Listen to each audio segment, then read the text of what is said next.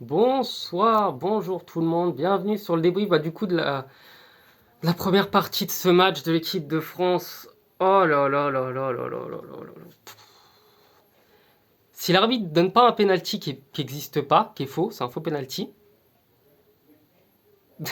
je me dis que l'équipe de France, elle aurait dû remporter ce match. C'est un scandale, hein.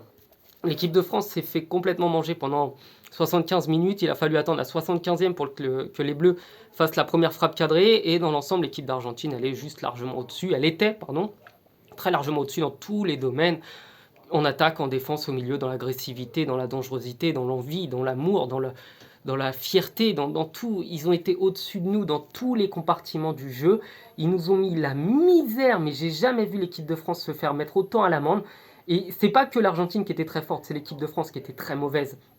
Et il a fallu des choix de génie de Didier Deschamps, de faire rentrer Kolo Muani, de faire rentrer Thuram, qui ont été magiques, qui ont sauvé le match de l'équipe de France. Kolo Muani il fait tout, il récupère des balles, c'était le seul à 2-0 qui continuait à se battre, qui continuait à se tuer pour faire gagner des balles à l'équipe de France. Et c'est tout un symbole que ce soit lui qui récupère ce penalty pour Kylian Mbappé. Kylian Mbappé, encore lui, un symbole aussi, qui va mettre le doublé, un but splendide sur une passe de Marcus Thuram. L'équipe de France revient nulle part dans ce match. Et l'équipe de France, on a senti qu'elle était pas loin quand même d'aller mettre le troisième. Elle aurait dû, ça aurait été juste fou que l'équipe de France mette un troisième but. On est vraiment en danger. Je pense que l'Argentine peut gagner. L'Argentine, si on suit la logique du foot, devrait gagner parce que quand une équipe est largement au-dessus de l'autre, elle mérite de gagner. Ça a été le cas pendant beaucoup de temps. Et le dernier quart d'heure était à l'avantage de l'équipe de France.